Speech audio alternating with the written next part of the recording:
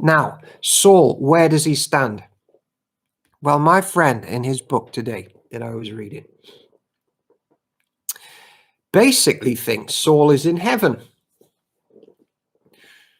And he says this, and I'll let you all go home because it's great to stew on these things now as we head off to the night.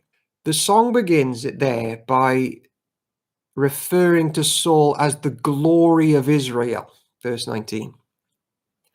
And my friend in his book says, in spite of Saul's unbelief, he had led Israel in many victories over her enemies, and even in his death, he was standing for the church against her enemies.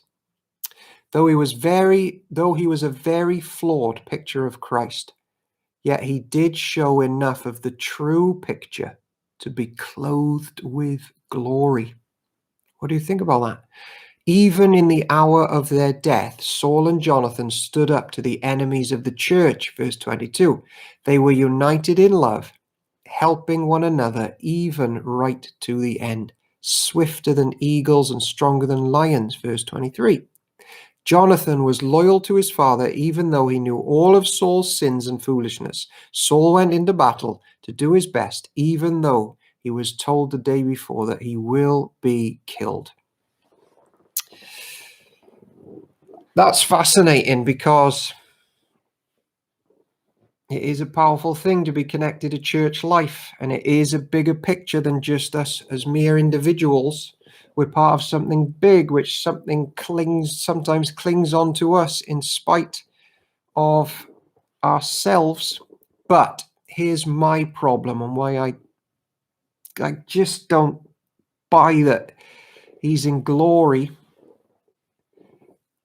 And my biggest two problems with Saul are the lesser one first.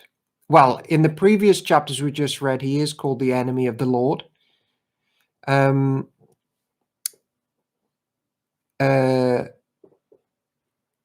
He went to witchcraft, which is massive. Basically, that's devil worship. But here's my biggest thing.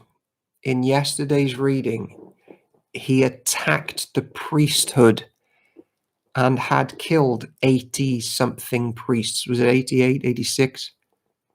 Which was essentially him attacking Jesus. We know what priests represent, and so did he, and he slayed them. And I'm like, man, this guy is a devil worshipper who rejected the priesthood. But then David here seems to honor him and say that he is a glorious chap, or the glory of Israel. So this is what I want to say. Don't worship devils. Don't slay the priesthood. And do go out fighting for the church. And we'll let Saul be. He's met his maker, and Jesus is the judge of the world, so I don't know. Sue Roberts, I always think Saul is misguided as well as mentally tortured. Chris Henry, well, Samuel, when he appeared to the medium, said, see you there with your sons tomorrow, presuming it was Samuel and presuming he's in heaven. Yeah, I know that, but it might be that he meant the place of death. So you might be right, but he might have meant the place of death. He was suffering from manic depression, Sue Roberts says. So you link the spirit of terror and torment to mentally.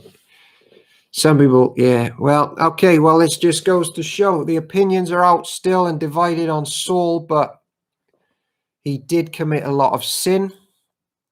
He is a tragic figure. He did do good stuff. So let's learn from him.